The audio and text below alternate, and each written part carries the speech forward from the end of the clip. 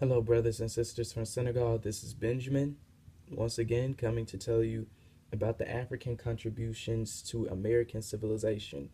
I'm going to make this sort of quick and short because I don't want it to take too long to upload onto YouTube. So, first and foremost, I would just like to say that number one, you have language. African civilization has influenced our language to a great degree. There is a specific study on African American vernacular English, and beyond that, it has even influenced just American English overall. The word okay is a Wolof word that comes from Senegal. Supposedly, that's what I've heard, which means yes. Dr. Lee, which is a professor who came to Senegal with us, he's Fulani, came from Senegal, and he gave me this information.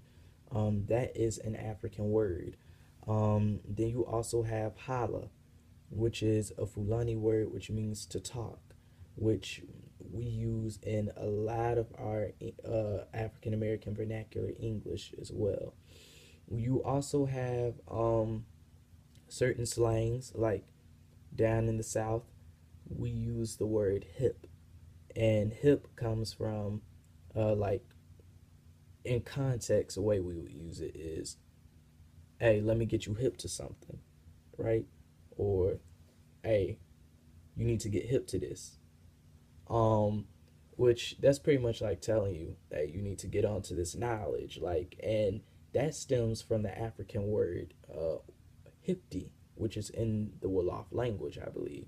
You can search up this information in the African American vernacular uh, dictionary called From Juba to Jive, and they explain all of these words. But the African word hipti, which is where the word hip stems from, hipti means to open one's eyes, which means when we use it, we're basically saying the same thing, just more in a slang term. Uh, you also have the word jigaboo, which is more of a derogatory term over here. It means weakling. It comes from a Bantu word from the Congo called shikabu. Shikabu. So beyond that, you also have foods. Many African foods influence a lot of American dishes. From yams, we have something that we call candy yams. Usually we use a substitute, a sweet potato to substitute sometimes. Then we also have okra. We One thing we do different from a lot of Africans. Africans put okra in their soup. We do too. We put okra in our soup, but what we do is that we fry okra instead. A lot of us fry okra. We bread it. We fry it. We also have, let's see, black eyed peas. We also have, oh god, there's so much. Black eyed peas, turnip greens, green beans. All of this are African dishes. Even when you're dealing with food such as a pancake or what we call water bread. Water bread. Um, Water bread stem all of these dishes that we have today, pancake, waffles, water bread, they all stem from fufu. So this is one thing that goes really deep into our history. Even a lot of our dishes that are really gravy based, they came from such dishes that come from Senegal and and the rest of the west coast of Africa. When we even go beyond that, um, when you're dealing with, as in terms of our dance style has never changed. Our dance style, it is still the same today as it is over in Africa. We think that we've made something original, but African Americans really haven't.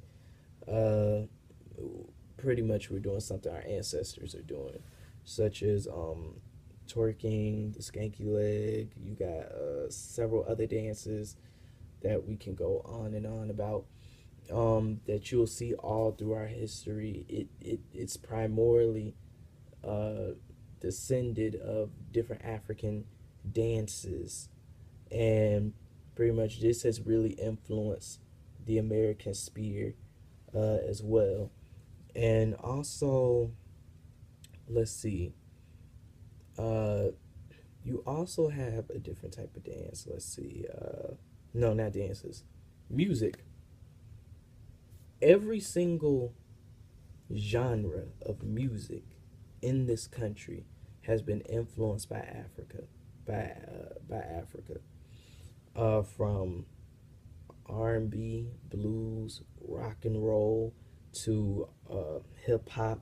All of this all stemmed from African Americans who are here, and it all starts with the soul base of African music, where that is a very big base. And you also have where the banjo was brought in. The banjo is an African instrument that I believe comes from Nigeria. You also have the let's say drums. Now drums was restricted on a lot of plantations because drums was a heavy part of of African culture, which they did not really want to survive, but we still kept it going anyway.